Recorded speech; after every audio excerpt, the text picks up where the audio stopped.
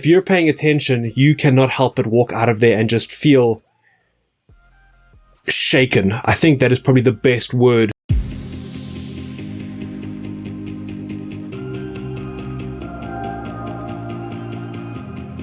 Hey everyone, Bruce from What's Popping In. I just got out of a screening of Oppenheimer, and I've got to say, this film is absolutely devastating in the best possible way.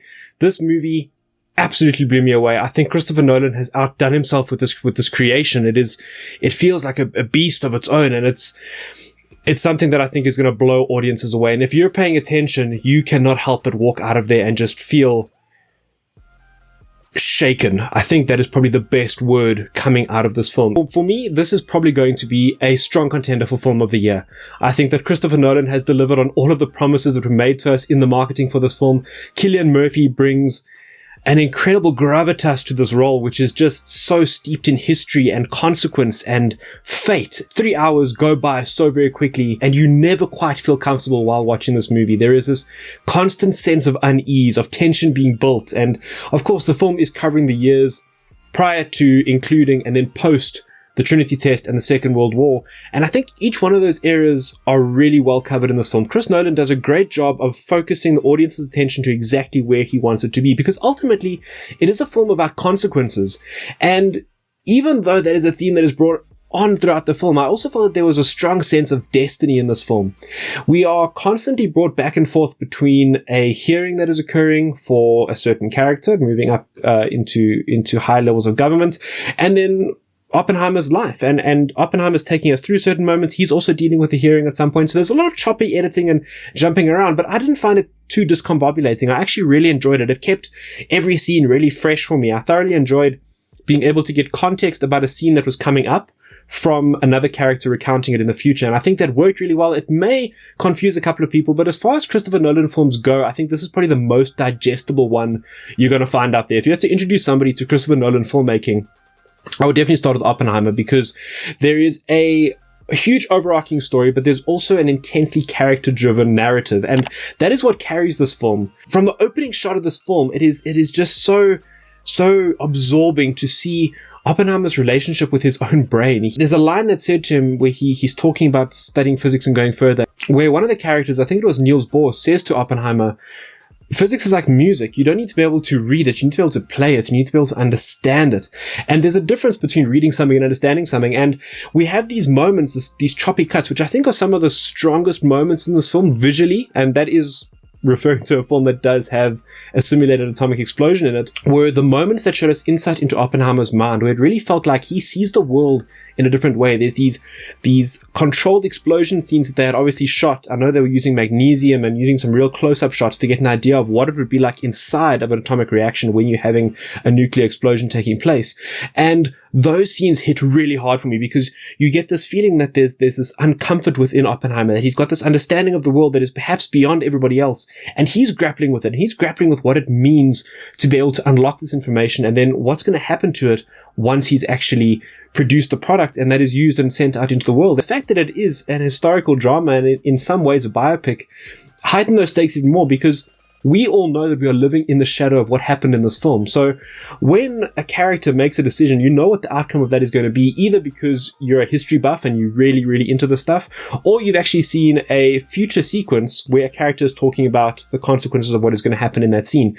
And that is something that is just so strong. I mean, Cillian Murphy, he plays this character who is so at odds with himself throughout the film. And there's a great line, genius does not belie wisdom. And that is something that I think Cillian Murphy really portrays incredibly well in this film. He's got this genius, he's got this knowledge, he's got this ability to, as he says, give a miracle to the world. But he's not quite sure how to deal with the ramifications of what is going to come out of his work. The facial expressions of Cillian Murphy give off this feeling of Oppenheimer being somebody who is on another level. He does see things differently to the way everybody else sees them. And he's got this sort of 1,000-mile stare that shows this comprehension of him knowing what he's coming up with. And he has an inkling of what it's going to cause, but it's still not quite there until he finally sees that explosion and utters those famous words, "I am become death, the destroyer of worlds." And that is I got goosebumps just thinking about that scene now, because it was just so incredible to watch on the big screen. I've got to say, the sound design in this film, second to none.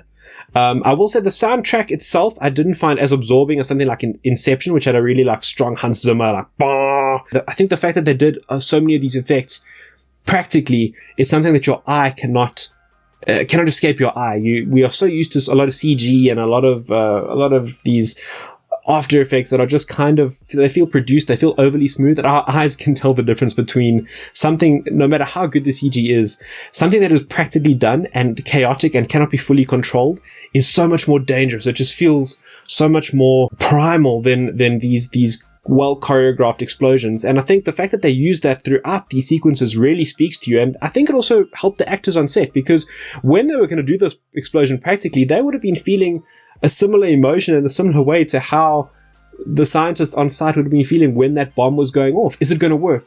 We only have one shot at this. What's going to happen?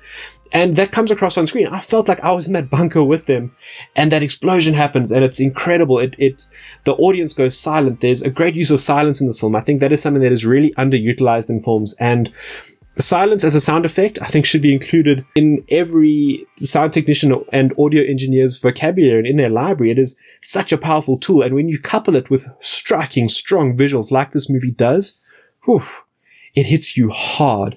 And then when that explosion eventually does come, it just drives that back home, and you feel it in your chest. You feel it in the cinema. You feel this moment. And knowing that this was a moment in time in history that these few people were there for is just incomprehensible as a viewer watching this movie. It really hits you as this poignant theme once that happens, is the reactions of these scientists very quickly change from one scene to the next as they have the relief and the exuberation of actually finishing this thing, and it worked, and we've met our deadline, and there's a possibility of us bringing peace. But then instantaneously clicking and realizing this is going to affect people. We've seen this detonated in a desert. What is this going to do to human beings? And I think that scene and the accompanying scenes just following that, where Oppenheimer is struggling with the visualization of what he's done, the fact that it is actually possible, and the fact that it's going to be used and is now out of his control. He has now birthed this into the world, and somebody else who doesn't necessarily understand its power is going to be using it, is so well brought across by Cillian Murphy's performance. You see this comprehension in him that is not present in any of the other characters in this film. And then following scenes, you see it start to haunt him, where he's now getting praise and adulation for this thing that he's done. And he is one of the only people there who's actually seen the raw power of what he's created. So while everyone is clapping and praising him, he is actually picturing what is going to happen in the future. And those are some striking, difficult to watch scenes. Seeing things from his POV and his perspective in that moment, and the duality of what I've achieved and what I have wrought, are two just powerful, powerful themes. We have a character who is constantly making his way through the world, burdened by his own knowledge and burdened by destiny. But because he is someone who is empathetic and who understands the gravity of what he is doing, he was probably one of the best people for the job. What I think Christopher Nolan has done is just show once again that he is one of those directors like Scorsese, like Tarantino, that when they make a film, people stand up and listen, and it doesn't have to be attached to some IP, to some brand, to some universe. It can be its own standalone piece of cinema, and that cinema is still alive and well. And man, this was a good movie. I need to see it again. There was so much going on. It was just so many great performances. I've gone on about Cillian Murphy several times, but man, the rest of the cast brought it. This is just a great piece of cinema.